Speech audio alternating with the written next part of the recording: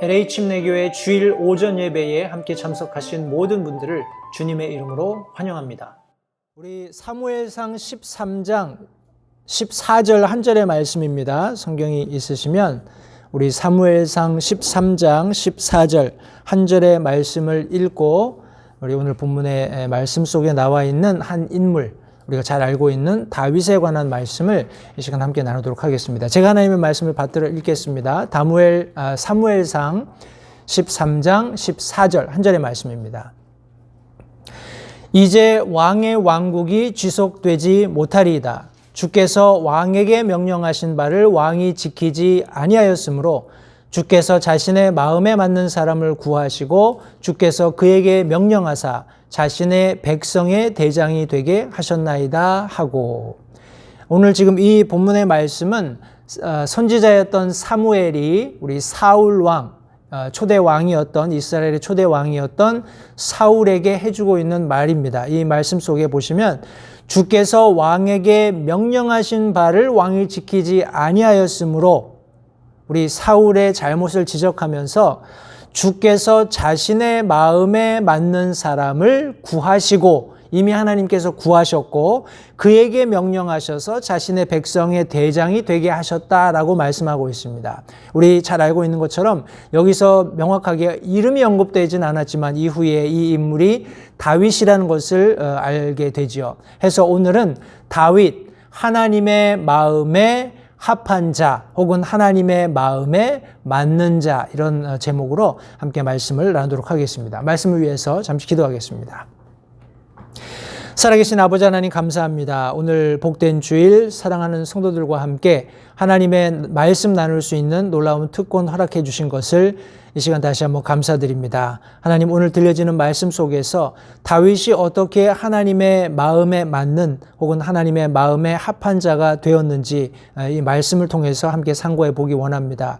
우리 살아가고 있는 인생 속에서도 때때로 하나님의 말씀이 분명히 우리에게 무엇을 가르치고 계시지만은 우리의 상황이 그것을 우리의 삶에 실천하기가 어려운 그런 상황들을 종종 맞이하곤 합니다. 그럼에도 불구하고 성경은 분명히 하나님의 말씀이 가르치시는 바대로 행할 때 하나님께서 이루고자 하시는 목적을 이룰 수 있음을 분명히 말씀하고 있습니다. 다윗의 삶을 우리가 함께 조명해 보면서 우리의 삶에 그런 동일한 환경 가운데 왜 우리가 하나님의 말씀을 듣고 그 말씀대로 살아야 하는지를 이해하고 그렇게 살아갈 수 있도록 이 말씀을 축복해 주시기 원합니다. 말씀 전하는 소중의 입술을 주님께서 주장하시고 성령 하나님의 도우심으로 준비된 말씀이 성도들에게 유익이 되는 복된 시간 될 수 있도록 도우시기를 다시 한번 간절히 바라오며 예수님의 귀하신 이름으로 기도했습니다. 아멘.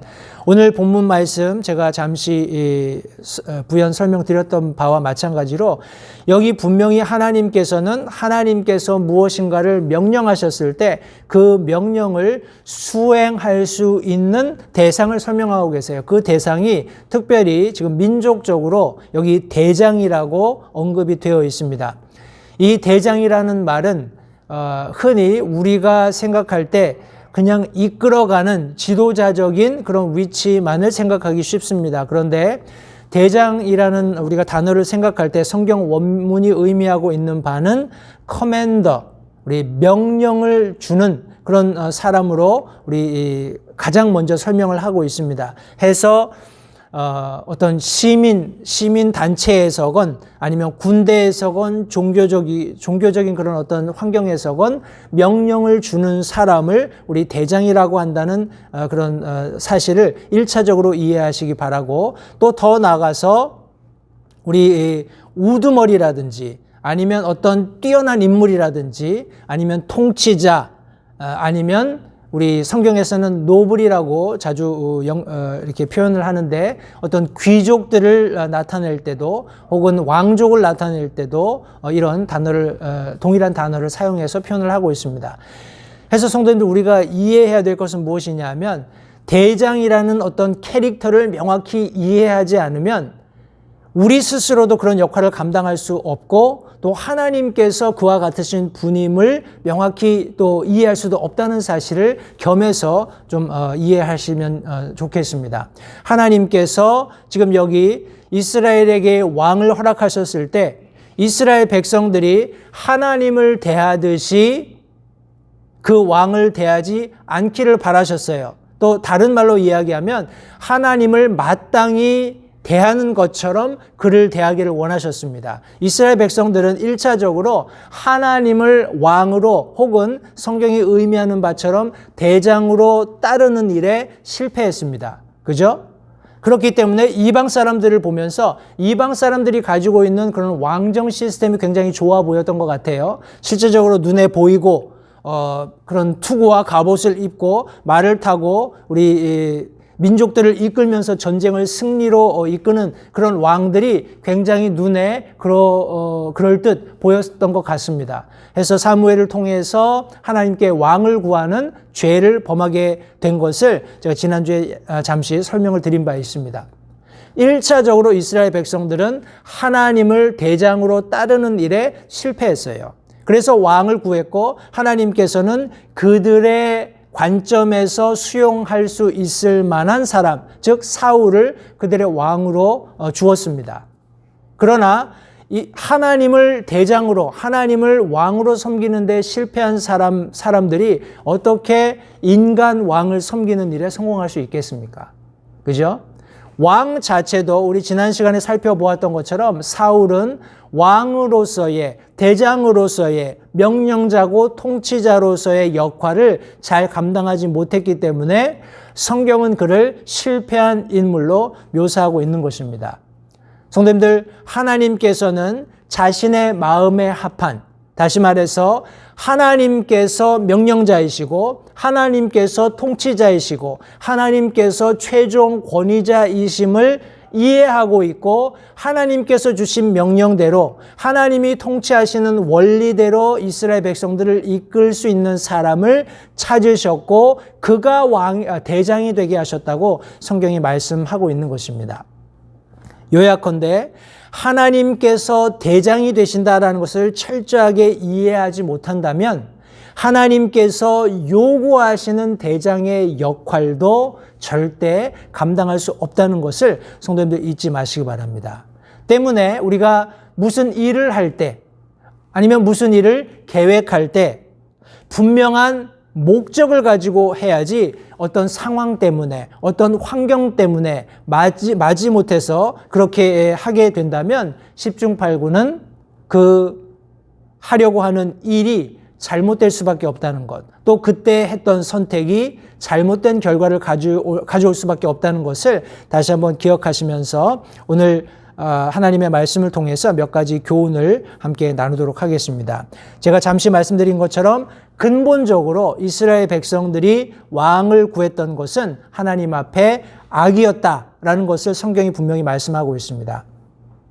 우리 사무엘상 12장 19절 말씀해 보시면 온 백성이 사무엘에게 이르되 당신의 종들을 위해 당신의 하나님께 기도하여 우리가 죽지 않게 하소서. 우리가 우리의 모든 죄에다 우리를 위해 왕을 구하는 이 악을 더하였나이다 라고 고백하고 있습니다. 이스라엘 백성들이 하나님 앞에서 하나님께서 내리신 그런 지금 천둥과 비를 보내시는 그런 과정 속에서 두려움에 떨면서 우리의 모든 죄에다 우리를 위해 왕을 구하는 이 악을 더했다라고 말씀하고 있습니다.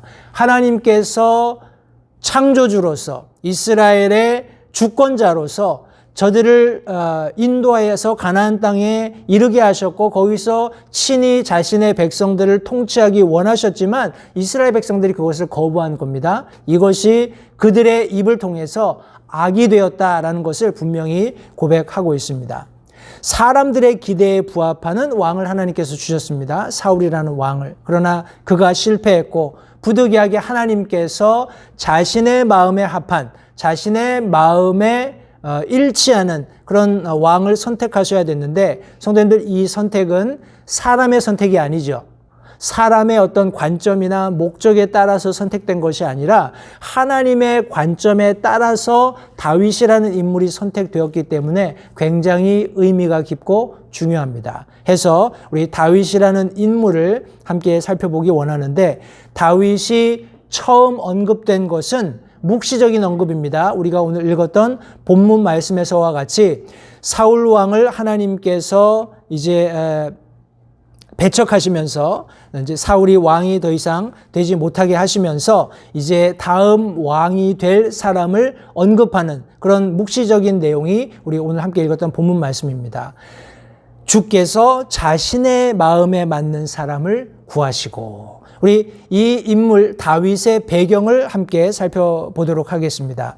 우리 사무엘상 17장 12절 말씀에 보시면, 이제 다윗은 베들레헴 유다의 그 에브라 사람 곧 이세라 하는 자의 아들이더니 그에게는 8 아들이 있었으며 그 사람은 사울 시대에 사람들 가운데 늙은 사람으로 통하였더라 하면서 이세를 소개하고 있습니다. 우리 이세가 여러 이름들로 우리 불리곤 하는데, 뭐 베들레헴의 사람 이세 이렇게 표현이 되고 하는데, 오늘 17장 12절에 나와 있는 타이틀이 어떻게 보면 그의 정식 명칭입니다.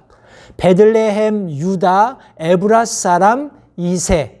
굉장히 길죠. 그러니까 여러 가지 이스라엘 팔레스타인 안에 있었던 지명들이나 그런 중복적인 그런 지명들이나 하는 것들을 모두 배제할 수 있는 그런 타이틀입니다.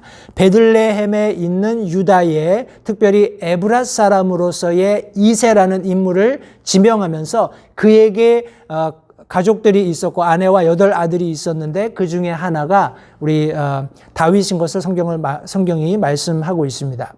여기 이세가 그 당시에 사울 왕정 시대에 사람들 가운데 늙은 이렇게 노인으로 취급받았던 것을 성경이 말씀하고 있어요. 해서 이세가 굉장히 연로한 그런 인물이었던 것을 또한 성경이 여기 말해주고 있습니다. 우리 다윗이라는 이름은 우리 사울이 구한다, 요청한다 그런 의미가 있다고 제가 지난 시간에 말씀을 드렸는데, 데이빗이라는 이름은 사랑받는 혹은 총애받는 그런 의미를 가지고 있습니다. 그도 그럴 것이 이세에게 있었던 8 아들 가운데 우리가 잘 아는 것처럼 다윗은 말째 아들이었습니다. 해서 아마도 굉장히 사랑을 듬뿍 받았으리라고 우리가 생각을 해볼 수 있는데요. 우리 사무엘상 16장 12절 말씀에 다윗에 대한 묘사가 나옵니다. 여기 이제 첫째, 둘째 아들을 다 사무엘이 만나본 뒤에 이 아들인가 보다, 이 아들인가 보다 하고 인간적으로 판단할 만큼 아이들이 풍채도 있고 충분히 왕의 그런 자질을 갖추고 있었던 것으로 여겨집니다. 그러나 하나님께서는 그렇게 하지 않으셨고, 우리 사무엘에게 말씀하시면서 사람들은 외모를 보지만 나는 마음을 본다라고 분명히 말씀하시면서 말제 아들이었던 우리 다윗을 불러서 그에게 기름 붓게 하시는 내용을 성경이 말씀하고 있습니다. 여기 특별히 그 다윗이 등장했을 때 이렇게 성경이 그를 묘사하고 있습니다. 이제 그는 혈색이 좋으며 아름다운 용모를 지녔고 보기에 잘생겼더라. 주께서 이르시되 이 사람이 그니 일어나 그에게 기름을 부으라 하시니라. 성도님들 보십시오. 언어가 굉장히 많이 변화했습니다. 언어가 굉장히 많이 우리가 마땅히 정확히 알아야 되고 무엇을 묘사해야 하는지 알 수 있는 동사가 되었건 형용사가 되었건 많이 변질이 되었어요. 이것도 제 개인적인 생각에는 사탄의 부분적인 전략 중에 하나입니다. 어저께 제가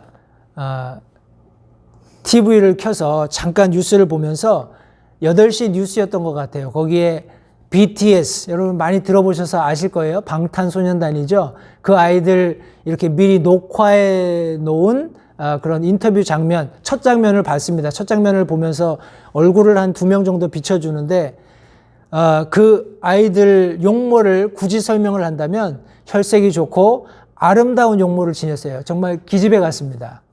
머리도 노랗게 물들이고 뭐 화장도 해서 뽀시시하게 해놓고 하니까 뭐 우리가 어릴 때 그 나이 또래 애들이 운동장에서 땀 뻘뻘 흘리면서 축구하고 농구하고 하던 그런 얼굴이 아니에요. 그냥 여성화된, 여성처럼 꾸며놓은 그냥 남자 아이들, 그 정도라고 생각이 듭니다. 근데 성경이 말씀하고 있는 이런, 지금 제가 말씀드렸던 여러 변질되어 있고 오늘날 사람들이 이해하는 그런 어떤 형용사적으로 혈색이 좋고 아름다운 마치 그런 지금 TV에 나오는 우리 청소년 같은 그런 모습이 전혀 아니라는 것을 성도님들 먼저 이해하시기 바랍니다. 여기 혈색이 좋다라고 설명된 영어 단어는 ruddy라는 단어입니다. R-U-D-D-Y라는 단어를 사용하고 있는데 이 단어는 머리카락이나 피부가 붉은 빛이 돈다라는 그런 의미입니다.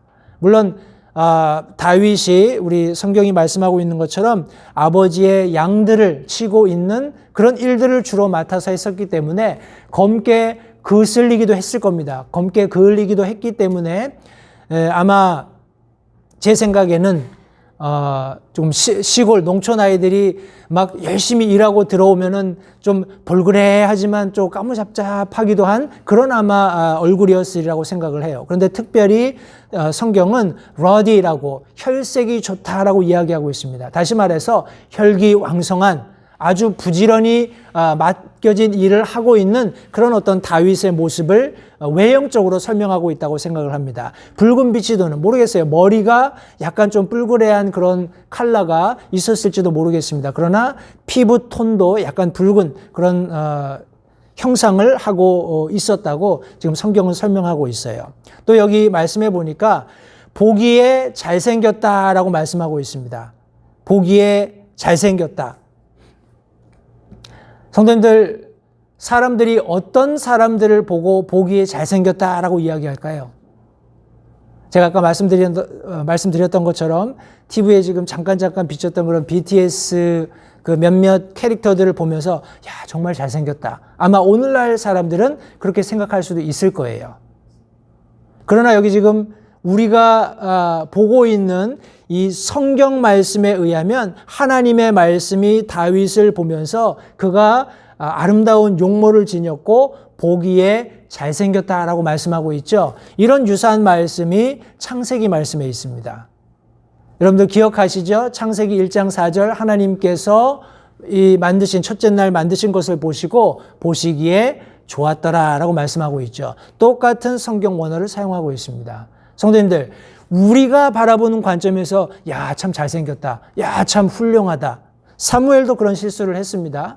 우리 이새의 첫째 아들, 우리 또 엘리압 아니면 우리 아비나답 이런 아들들이 지나갈 때 야, 훌륭하다.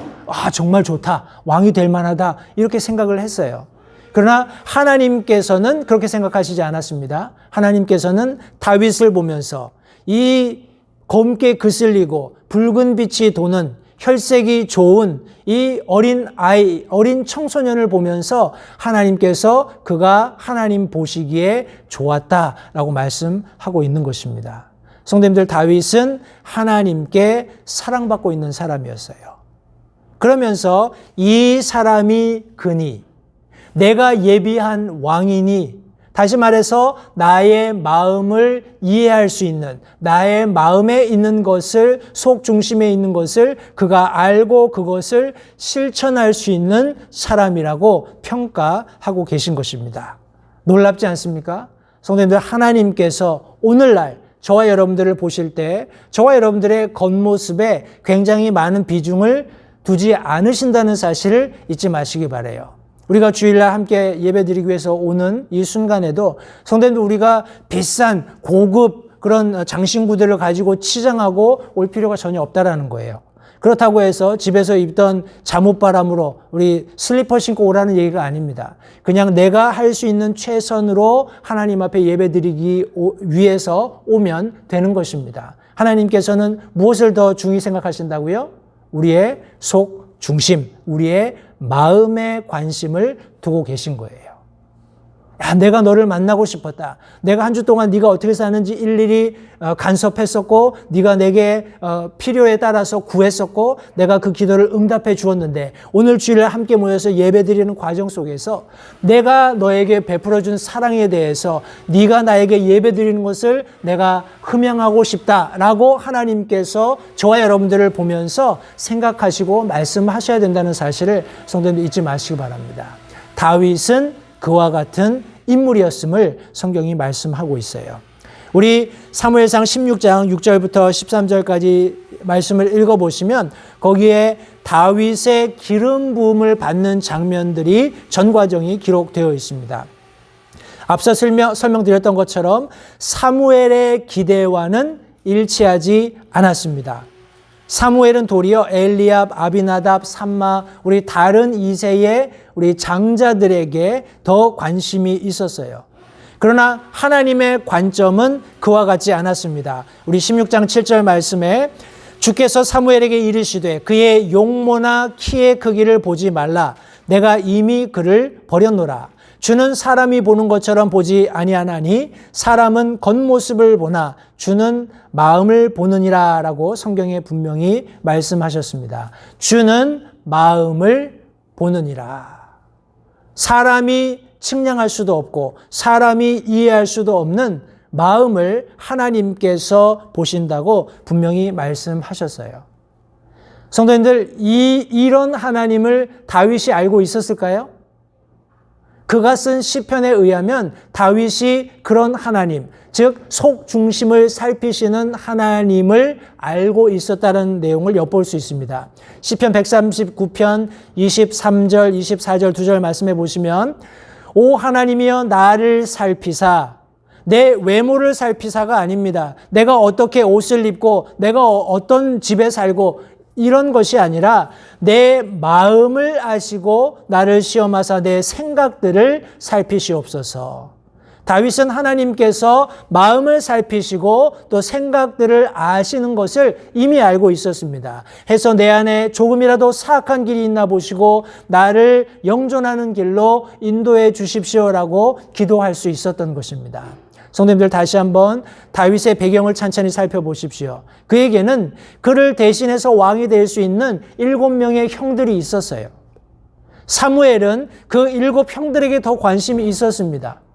그럼에도 불구하고 하나님께서는 속 중심을 살피시는 사람들의 마음에 관심을 두시는 그런 분명한 안목을 가지시고 자신의 마음에 합한 다윗을 선택하셨다는 것을 성도님들 잊지 마시기 바랍니다. 우리의 속 중심이 하나님과 하나가 되는, 일치가 되는 그런 삶이 얼마나 중요한지를 다시 한번 확인하시기 바랍니다.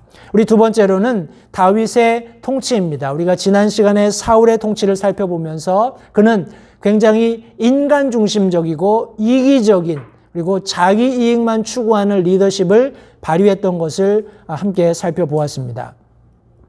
그런데 다윗은 통치 이전부터 이미 그의 용맹함, 겸손, 충성심이 충만한 사람이었던 것을 성경이 말씀하고 있습니다. 우리가 잘 아는 사무엘상 17장 말씀은 다윗과 골리앗의 싸움입니다. 우리 블레셋을 상대로 우리 이스라엘 백성들이 전쟁할 때에 아무도 블레셋의 대장이었던 골리앗을 대적할 만한 그런 용사를 찾지 못했습니다. 그러나 우리 다윗이 그때 형들을 방문하면서 이 골리앗이 하나님을 우리 컬스하는 하나님을 저주하는 소리를 듣고 우리 하나님의 도우심으로 우리 골리앗을 물리치는 그런 장면들을 여기 성경이 기록하고 있습니다. 그런데 재미있는 내용이 무엇이냐면 우리 이후에 우리 다윗과 골리앗의 싸움이 끝난 이후에 18장에 가보시면 우리 사울 왕에게 다윗이 두려움의 대상이 되는 것을 성경이 묘사하고 있습니다. 우리 18장 12절 말씀해 보시면 우리 먼저는 7절에 여인들이 이제 전쟁에서 돌아오는 이스라엘 백성들을 그 군대를 맞이하면서 이스라엘 백성들이 특별히 여인들이 놀면서 화답하기를 노래하면서 우리 이제 창화한다고 하죠. 노래하면서 춤추면서 노래할 때에 사울이 죽인 자는 수천이고 다윗은 수만이다. 우리 개역성경에서는 사울이 죽인 자가 천천이고 다윗이 죽인 자가 만만이다. 이렇게 이야기를 했습니다. 다시 말해서 사울에게 더 낮은 그리고 다윗에게 더 높은 가치를 부여하는 그런 내용으로 노래를 했습니다. 이런 노래를 듣고 사울이 굉장히 화가 났죠. 8절에 굉장히 노했다라고 말하면서 특별히 12절 말씀해 보니까 주께서 사울을 떠나 다윗과 함께 계심으로 사울이 그를 어떻게 했다고요? 두려워하니라. 성도님들, 우리가 지금 글쎄요, 쉽게 이해할 수 있는 상황을 설명하자면 우리 한국의 지금 대권 주자들을 우리가 생각해 볼 수 있습니다. 저는 뭐 개인적으로 어떤 개인을 현재 지지하거나 뭐 하는 그런 상황은 아닙니다만 우리 윤석열 전 총장이 자신의 임기 기간 동안에 보여주었던 어떤 캐릭터, 국정에 관여하는 그리고 자기가 가지고 있는 어떤 직분에서 그런 상황을 컨덕트하는 이런 여러 가지 것들이 국민들에게 굉장히 큰 인상을 주었습니다. 깊은 인상을 주었어요. 긍정적인 인상을 주었습니다. 그래서 굉장히 오랫동안 공백이 있었지만 이제 대권 주자로서 공식적인 행보를 진행할 때 사람들이 굉장한 지지를 보냈던 겁니다. 그죠? 그러니까 그런 반면에 이제 현 여권이죠. 우리 민주당인가요? 현 여권에서는 이제 윤석열 전 총장이 대통령 후보로 나온 것을 굉장히 부담스럽게 생각할 수밖에 없습니다. 우리 성경이 말씀하고 있는 것처럼 굉장히 큰 사람들의 지지를 받는 것을 보면서 여러 가지 없는 말들을 만들어내면서 흠집내기를 하고는 있지만 그 속내는 두려움에 떨고 있을 것이다 라고 상황을, 이런 정황들을 보면서 미로 짐작해 볼 수 있습니다. 성도님들, 어떤 사람이 사람들의 지지를 받으면서 부상하는 것은 그런 그가 장차 이제 어떤 지위에 있으면서 영향력을 받게 될 사람들에게는 굉장히 좋은 일이지만 그런 실제적으로 현재의 어떤 힘을 가지고 있는 사람들 입장에서 볼 때는 굉장히 두려움의 존재가 될 수 있다는 것을 성도님들 잊지 마시기 바랍니다. 뭐 북한에서도 저희들이 직접적으로는 듣기가 굉장히 어렵지만 간접적으로 뭐 누가 총살이 됐다, 누가 그 자리에서 쫓겨났다 이런 이야기들을 많이 듣게 되는 것도 이와 유사한 원리입니다. 우리 북한은 우리가 알고 있는 것처럼 1인 집권 체제잖아요. 지금은 김정은이라는 독재자에 의해서 나라가 집권되고 있는데 이 한 개인이 볼 때 누군가 물론 어떤 시스템적으로는 모두 자기보다 아래에 있겠지만 우리 사람들의, 북한 시민들의 어떤 인정을 받는다거나 아니면 권력 체계에서 부상하는 어떤 그런 업적들을 쌓게 되면은 자기에게 어찌되었건 간에 위협적인 존재가 되기 때문에 우리 숙청하는 그런 과정이 뒤따르는 것은 너무나 당연합니다. 어떤 원리에 의해서요? 오늘 우리 성경에서 보여지는 것처럼 두려움의 대상이 되기 때문에 그렇게 한다라는 거예요. 또 더 나아가서 이스라엘 백성들에게는 다윗이 존경의 대상이 된 것을 성경이 말씀합니다. 우리 16절 말씀해 보시니까 우리 사울이 보내는 어떤 곳에서도 다윗이 지혜롭게 행하는 그런 이유로 우리 15절 말씀해 보시면 그를 사울은 더 두려워하게 되었고 16절 말씀은 온 이스라엘과 유다는 다윗이 자기들 앞에서 나가고 들어왔으므로 그를 사랑하였다라고 말씀하고 있습니다. 여기 이 사랑이라는 말은 어떤 존경과 어떤 충성심을 함께 내포하고 있는 의미로 이해하는 것이 더 적합하리라고 생각을 합니다. 성도님들, 대중들이 아직 공식적인 지도자의 자리에 앉지는 않았지만 그 사람이 보여주고 있는 그런 어떤 족적들, 그가 지도자가 되지는 않았지만 지도자가 부여한 어떤 직무를 수행하는 데 있어서 굉장히 지혜롭게 그 일처리를 잘하면 사람들의 마음은 당연히 그 사람에게 쏠릴 수밖에 없는 거예요. 사람들은 그에게 사랑을 표현합니다. 충성심을 보여줍니다. 그에게 존경심을 표출하는 거예요. 그런 인물이 바로 다윗이었다고 성경이 말씀하고 있는 것입니다. 제가 지난 시간에 사울을 설명할 때 사울은 자기가 전쟁에 참전해서 훌륭한 장수들이 있으면 자기에게 모았다고 제가 말씀을 드렸죠. 왜냐하면 사람이 중요했습니다. 다윗에게는 그런 사람들이 많이 있어야 내 왕좌를 보호해 줄 수 있고 내가 전쟁에 나갈 때마다 승리를 보장해 줄 수 있으니까.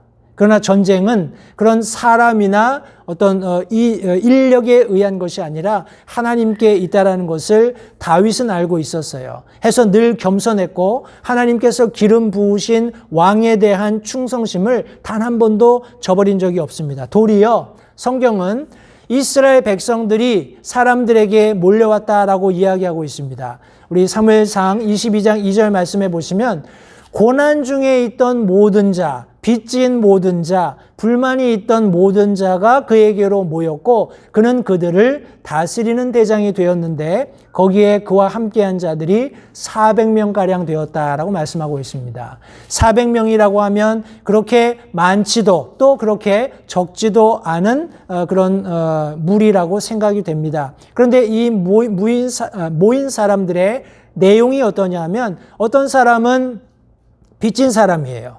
어떤 사람들은 고난 중에 있었던 사람입니다.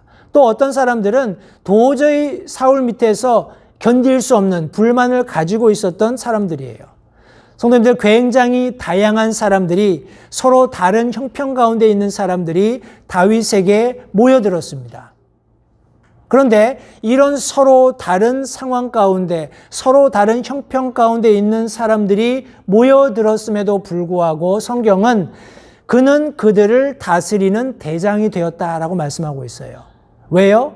그들에게 말할 수 있는, 그들에게 영향을 끼칠 수 있는, 그들에게 선한 어떤 리더십을 발휘할 수 있는 인물로서 그가 빚어졌고 하나님께서 그렇게 보셨기 때문에 그런 사람들이 그에게 함께 모여들었다고 성경이 말씀하고 있는 것입니다.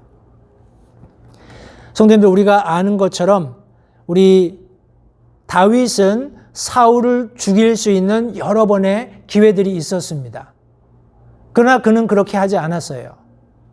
성도님들, 그 이면에 우리 사무엘상 23장 말씀해 보시면 계속해서 다윗이 하나님과 동행하고 있는 모습을 보여줍니다. 사무엘상 23장 2절 말씀에 그러므로 다윗이 주께 여쭈어 이르되 4절 말씀에 그때에 다윗이 주께 여전히 다시 여쭈니.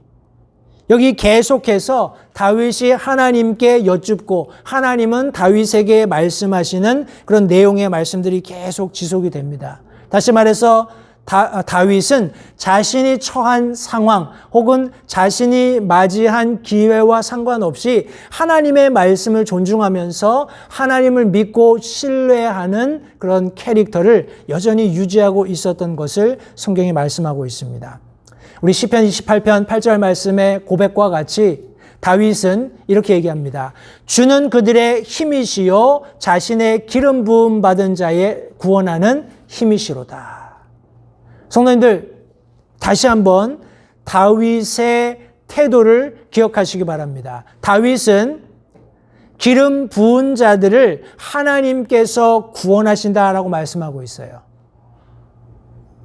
사울을 자신이 몇 번이나 죽일 수 있는 기회가 있었지만 그를 죽이지 않았던 이유도 이 말씀 속에 있지만 하나님께서 나 또한 그렇게 지키시고 보호하시리라는 확신을 이 말씀이 겸하여 저와 여러분들에게 가르치고 있는 것입니다. 성도님들, 우리가 처한 상황 속에서도 무엇인가 내가 그런 힘이 있고 능력이 있으면은 나에게 해코지했던 사람들에게 갚아주고자 하는 마음이 드는 것이 인지상정이지요.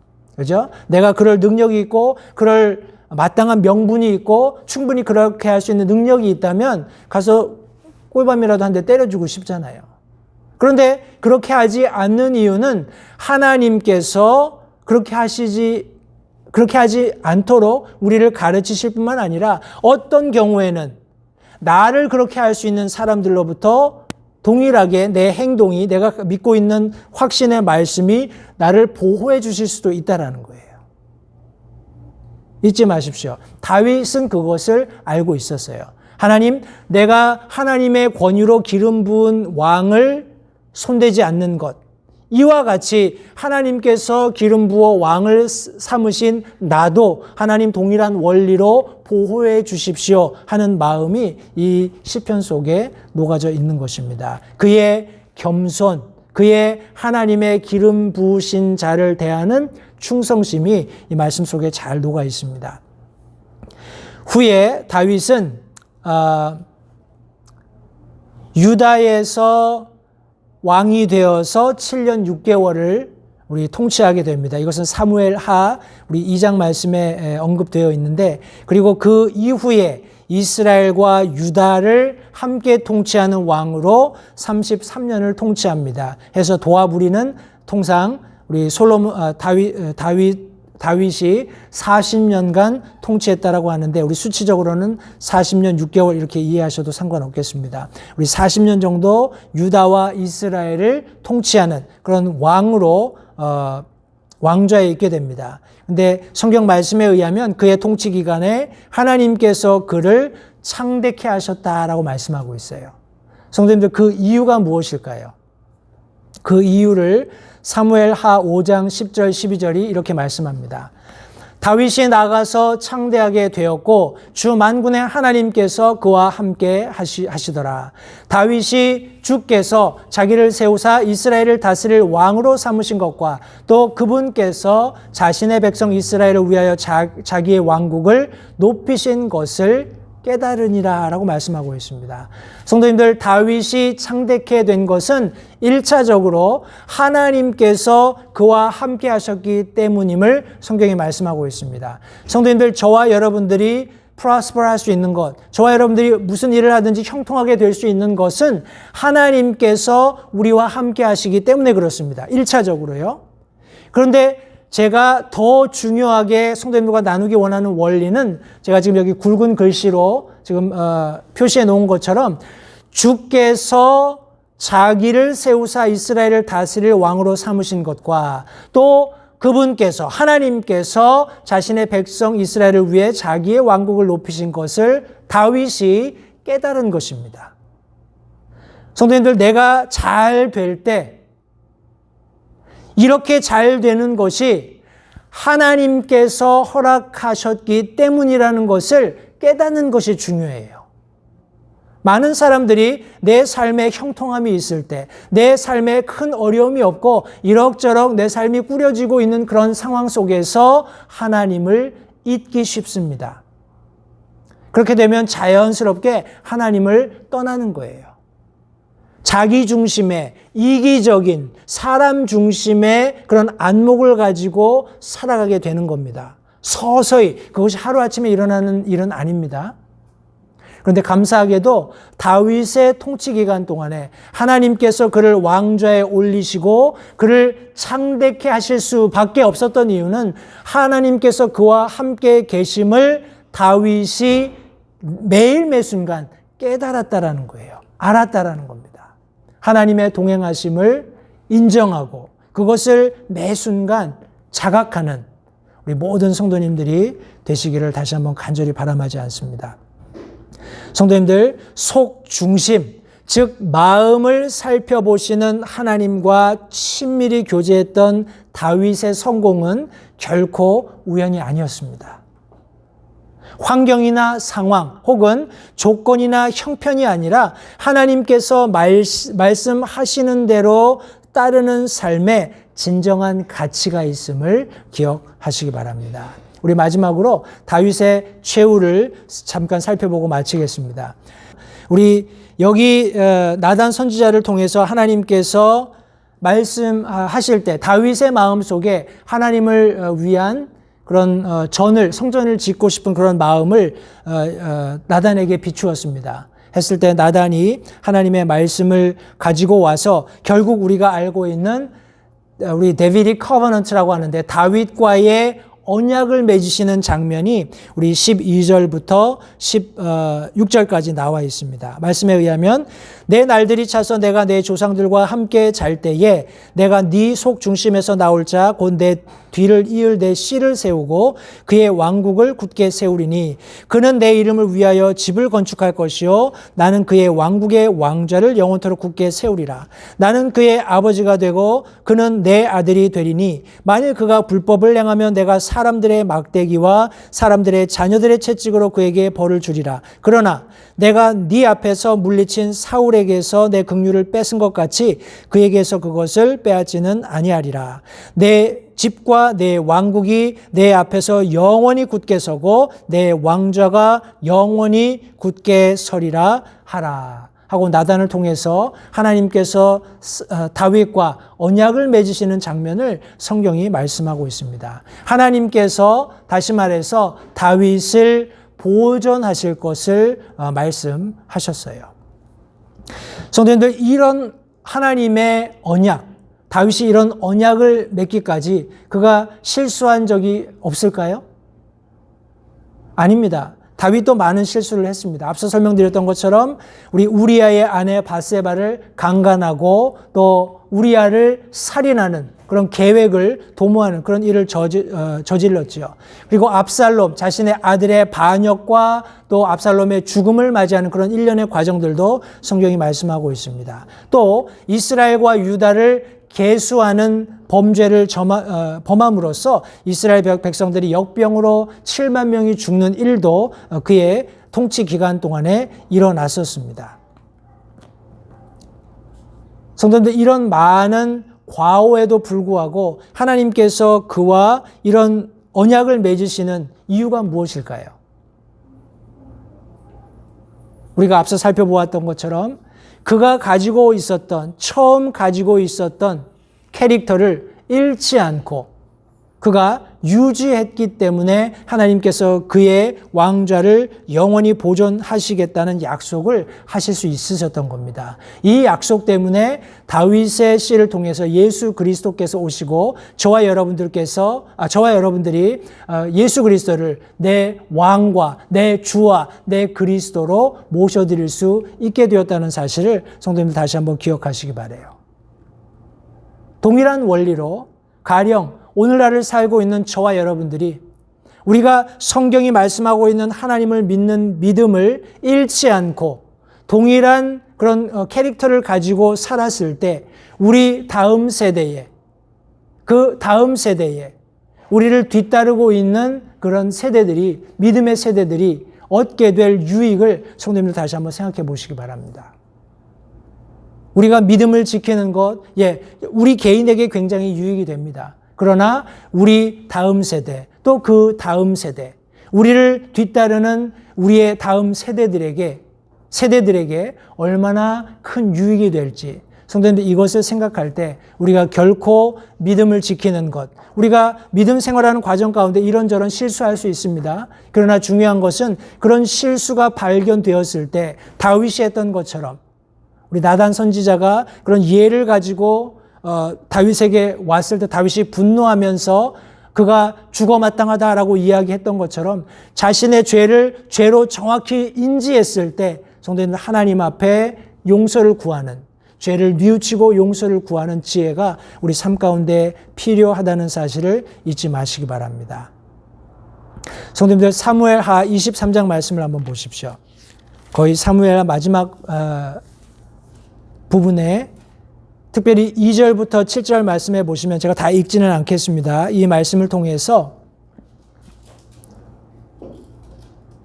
하나님께서 놀랍게 우리 그와 언약하시는 그런 내용의 말씀들을 성경이 기록하고 있습니다. 여기 이 말씀들 내용에 보시면 하나님의 언약 그리고 자신의 왕좌에 관한 그런 다윗의 말씀을 기록하고 있습니다. 그리고 구원과 자신의 삶에 대한 그런 내용도 진솔하게 기록하고 있고요. 또 진정한 가치를 어디에 두느냐에 따라서 삶의 질이 변할 수 있다는 것을 성경 말씀이 우리에게 보여주고 있습니다. 성도님들, 오늘 우리 23장 1절 말씀에 보시면 이것은 다윗의 마지막 말이다라고 성경이 기록하고 있죠. 저와 여러분들은 과연 어떤 마지막 말을 특별히 믿음 생활을 하면서 남길 수 있게 될까요? 다시 한번 우리 스스로를 되돌아보실 수 있게 되기 바라요. 성도님들, 우리가 살아가는 삶의 가치가 어디에 있습니까? 삶의 진정한 가치가 어디에 있습니까? 우리 사도 바울은 나의 나된 것은 하나님의 은혜다라고 고백을 했습니다. 지금의 내가 있기까지 하나님께서 어떤 계획을 가지고 어떻게 나를 인도하셨는가를 깊이 묵상하게 되면 다윗과 같이 그것이 하나님께로부터 말미암은 것을 알게 되는 것입니다. 그것을 알게 되면 성도님들, 내가 지금 있기까지 하나님께서 어떤 계획을 가지고 나를 여기까지 인도하셨는가, 이것을 정확하게 하나님의 은혜로 말미암아 된 것이다라고 깨닫게 되면 참 기쁨이 환경이나 아니면 상황 혹은 조건이나 형편에 의해서 생기지 않는다는 것을 깨달으실 수 있어요. 비로소 하나님께서 약속하신 참 자유, 참 기쁨을 발견하게 되는 것입니다. 고린도전서 15장 10절 말씀해 보시면 하나님의 은혜로 내가 지금의 내가 되었으니 내게 베푸신 그분의 은혜가 헛되지 아니하여 내가 그들 모두보다 더 많이 수고하였으나 내가 아니요 오직 나와 함께 하신 하나님의 은혜로다 라고 사도 바울이 고백하고 있는 것입니다. 성도님들, 하나님께서 하신 일들, 우리 삶 가운데 특별히 하나님께서 행하시는 일들을 되짚어 보면서 하나님께서 하신 일들을 기대하는 마음으로 우리 각자에게 맡겨주신 삶에 최선을 다함으로 하나님께 영광 돌리는 우리 모두가 되기를 간절히 바랍니다. 하나님의 마음에 합했던 사람, 다윗입니다. 다윗과 같이 우리도 하나님의 뜻을 구하고 또 그분의 뜻을 이루는 삶을 삶으로써 하나님 앞에 칭찬받는 모든 개개인들이 되시기를 다시 한번 간절히 바람하지 않습니다. 기도하겠습니다.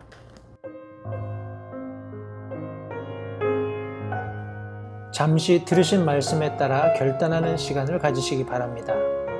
하나님께서 무엇을 말씀하시든지 따르기로 결단하십시오. 하나님께서는 순종하는 자들을 존중하십니다. 아직 예수님을 개인의 구주로 영접하신 사실이 없으시다면 자신이 죄인됨을 인정하며 하나님께 나오는 자들을 하나님께서 받아주신다는 확실한 말씀에 근거하여 다음과 같이 기도하십시오. 하나님, 나는 죄인입니다. 나는 내 죄로 인해 죽을 수밖에 없음을 압니다.